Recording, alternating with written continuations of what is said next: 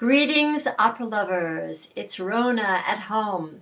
I've just finished listening to the live broadcast of Die Valkyrie from the Met.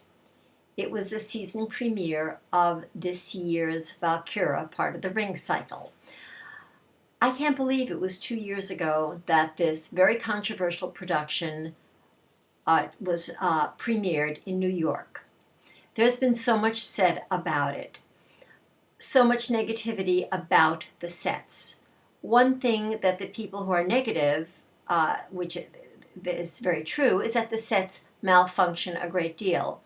I read that on the night that they premiered Das Rheingold, the first of the 4 operas from the Ring, that the set malfunctioned during one of the important scenes and the singers kind of had to just deal with it. That would be very difficult. But I just listened today, so I had no idea what was going on. I did miss the first 5 minutes of the opera, which made me very sad because I love the beginning of Die Valkyrie, but that just happened. I was able to listen to the entire opera today while I did a lot of things because I have this now, and so Saturday is a day for errands and lots of stuff, including walking my dog twice. And I went to the gym and lots of other normal things, but I was able to listen to the entire opera, excluding the first 5 minutes, and all the intermission features. So I did not hear the announcement that the tenor was suffering from an allergy. And as I was sitting at home and could not watch the opera, I did not know that one tenor was exchanged for another in the sort of middle-ish of Act 1. There were highlights and lowlights today. It's a shame that every time you hear any opera, that it can't be an absolutely great experience. You want it to be that way. You've heard it before, perhaps, or you're looking forward to one of your favorite singers. Well, this one was mainly disappointing, but I would like to concentrate on the good things first. So first of all, kudos to Fabio Luisi, who led just a magnificent musical performance.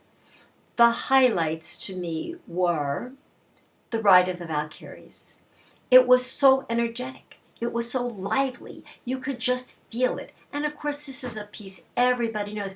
And then he slowed it down. Also, at the end of Votan's big monologue, after the second half, before he calls Loga, it was really kind of hurried up. I almost felt it was rushed, but I appreciated it. The orchestra played beautifully. I heard some strange sounds. Maybe they were clunkers. I don't know. Between my home radio and my earphones, you never know. I did hear one very strange sound during De Menezippe, Ziegler's sort of only aria. I don't know what it was, but it was a boom. So everybody knows that I love to hear the opera for great singing. But there's more to an opera than just great singing. There's the opera. And this is one of my very favorite operas. Love the story. I love the orchestral parts. I love just so much about it. And so here are the best things that I can say about today's performance. I have a little cheat sheet so that I would remember. So in some of the smaller roles, we had, as Hunding, Hans-Peter Koenig, someone who I had never heard of until I heard him do the role of Hunding in Die Valkyrie 2 years ago. Apparently, he's quite well known in Europe. He deserves his fine reputation. He's an outstanding singer. The 8 Valkyrie sisters were fabulous. They were when I heard them. Some of them were repeat singers, some were not. In order of the lead characters who did the best, I was really happy to hear Stephanie Blythe singing well. Wasn't as good as when I heard her 2 years ago, but it wasn't as I heard her in a Verdi opera not too long ago, where I really thought it was not good. And I was afraid that she was either having a vocal crisis or I don't know what. She was very good. As she started, this new soprano, whose name is Katerina Serafin, I loved the sound of her voice. Wouldn't everybody love to sing Sieglinde? I mean, it's just gorgeous music. I would love to have been able to have sung Sieglinde. I know every word of Die Männersippe and many of her other parts.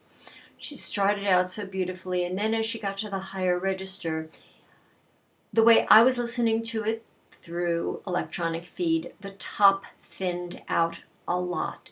That may not have happened in the house, so I can't really say. And then, of course, her big moment in the third act where she sings O Herstes Wunder was very disappointing on my radio.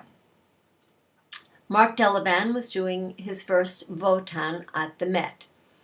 I know that he's done it elsewhere, but I doubt if he's done it in a house with almost 4,000 seats. And he has a very nice voice. He's a very good singer. He's seasoned. He's 100% a pro. I didn't think his German was very tasty in its accent, but I'm not an expert in German. Maybe it really was. It just didn't sound that way to me, especially after I was listening to Siegmund and Sieglinde and Hunding, all who had excellent German pronunciation. And I did not know that one Siegmund was exchanged for another. So for those of you who do not know what happened, the announced tenor was Simon O'Neill, but it was announced before the performance that he was suffering from allergies. The audience should please excuse him.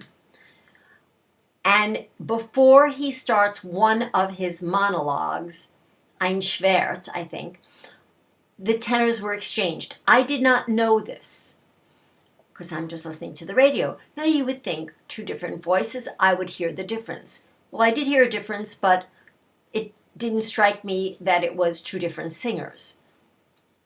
I just thought he was tiring out.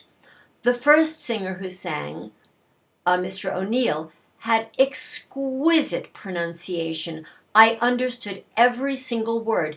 And again, with the substitute whose name is Andrew Sritherin from New Zealand, his pronunciation was also excellent. And so was Katerina Serafin's. I could understand every single word that they said. Isn't that terrific? Well, then came Brunhilde's entrance for Act 2, and this makes me so sad. I'm not a fan of the way Deborah Voigt sings or has been singing for the last few years, and I used to really admire her. I still admire her. She's an excellent singer, but I don't like the quality of her voice. Her beginning Hi-to-Ho-Ho's just not up to par. Other things that were of interest was that just the opera in general moved along very well. There were also excellent intermission features, which I don't get to hear when I go live to the Met or when I go to the HD productions. So I would like to say I don't have enough time to talk about them, but they were terrific. So I highly recommend to all of you who listen to these operas on the radio, stay tuned for the intermission features. They are very entertaining. So a disappointing afternoon in most ways, but I still am glad I heard it. And all of you have a great weekend.